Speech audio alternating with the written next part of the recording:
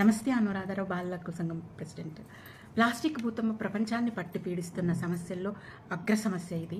రకరకాల వస్తువులు మనం రోజు వాడతాం. ఏ దానికైనా ఉపయోగించేది ఫస్ట్ ప్లాస్టికే. మనం వాటర్ నింపుకోవాలన్నా, లేదా వాటర్ స్టోర్ చేసుకోవాలన్నా, లేదా పిల్లలకు ఫీడింగ్ ఇవ్వాలన్నా, పిల్లలకు టిఫిన్ బాక్స్ పెట్టివ్వాలన్నా, అన్నింటికీ మనం ఆహార పదార్థాలు నిల్వ చేసుకోవడానికి వండిన ఆహార పదార్థాలు మైక్రోవేవ్ చేసుకోవాలన్నా ప్లాస్టిక్ డబ్బానే వాడతాం. వండిన ఆహార పదార్థాలు ప్లాస్టిక్ గిన్నెలలోనే పోసి పెట్టుకుంటాము.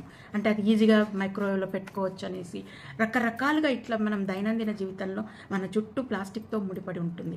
అయితే ఈ ప్లాస్టిక్ వల్ల ఏమేమి అనర్థాలు జరుగుతాయి, పిల్లలకి ఇది ఎంతవరకు సేఫ్, ఎంతవరకు కాదు అన్న విషయం మనం తెలుసుకున్నట్లయితే ఇది చాలా చాలా డేంజర్. పిల్లలకు బాటిల్ ఫీడింగ్ చేసే పిల్లలకు, ముఖ్యంగా పుట్టగానే పిల్లలకు బాటిల్ ఫీడింగ్ ఇస్తారు. ఎందుకంటే ఒక్కోసారి తల్లి పాలు ఇవ్వలేకపోతే బాటిల్లో పాలు పోసి పడతారు.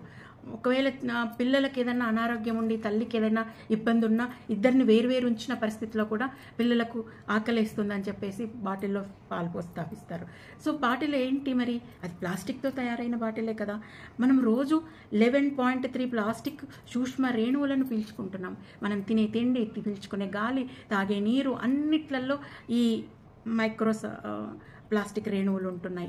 మరి ఇవన్నీ మనం లోపలికి తీసుకున్నట్లయితే అది ఎంత ప్రమాదకారి, ముఖ్యంగా పిల్లలకి ఎంత ప్రమాదకారి అంటే పిల్లలు తాగే బాటిల్లో ఏ విధంగా ఆ బాటిల్ తయారవుతుంది అంటే ఏమేమి రసాయనాలు ఉన్నాయి అని చూసినట్లయితే బీపీఏ ఒకటి, టాలెట్స్ ఒకటి, కాడ్మియం ఒకటి, సీసము, పాదరసము, ఇవన్నీ హానికర రసాయనాలు ఈ ప్లాస్టిక్ బాటిల్స్తో వస్తాయి.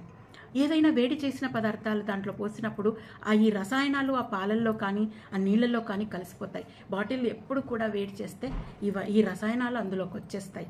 కాబట్టి పిల్లలకు అవి డైరెక్ట్గా వాళ్ళ ఇంటెస్టైన్స్కి పోతాయి. అంటే ప్రతి రక్తంలో కలిసి శరీర భాగాల్లో అన్నింటికి చేరుతుంది ఈ హానికర రసాయనాలు. మరి వాటి వల్ల ఏమవుతుంది? ఇన్ఫెక్షన్స్ వస్తాయి, హార్మోన్ల ఇంబ్యాలెన్స్ అవుతుంది, ఆ పోసిన పాలు కానీ అవి రుచి ఉండకపోవచ్చు, వాసన రావచ్చు, తర్వాత నాడీ వ్యవస్థ పైన ఇవి దెబ్బతీస్తాయి, ఇంటెస్టైన్స్ పైన దెబ్బతీస్తాయి, శ్వాసకోశం పైన దెబ్బతీస్తాయి. మరి ఇన్ని రకాల సమస్యలు క్రియేట్ చేస్తున్న ప్లాస్టిక్నే మనం ఎందుకు వాడుతున్నట్టు? అది ప్రతి ఒక్కళ్ళు వేసుకోవాల్సిన ప్రశ్న. స్కూల్కు పంపించేటప్పుడు పిల్లలకు బాక్స్లో వేడి అన్నం కానీ కూరలు కానీ ఈ ప్లాస్టిక్ దాంట్లోనే పెట్టిస్తారు పేరెంట్స్. నీళ్లు ప్లాస్టిక్ బాటిల్లోనే పోసిస్తారు. ఇవి తాగినప్పుడు వాళ్లకు ఈ హానికర రసాయనాలు వాళ్ళ కడుపులోకి వెళ్ళిపోతున్నాయి నేరుగా. అంటే డైరెక్ట్గా మన చేతులతో మనమే విషాన్ని లోపలికి ఇస్తున్నాం. మనం ఏ వస్తువు కొన్నా ఒక ప్లాస్టిక్ బ్యాగ్లో పడేసిస్తాడు. మరి ఆ ప్లాస్టిక్ని మనం అక్కడే అవాయిడ్ చేయండి. ప్రతి ఒక్కళ్ళు ఆ ప్లాస్టిక్ని అవాయిడ్ చేసినట్లయితే చాలా వరకు సమస్య తీరిపోతుంది.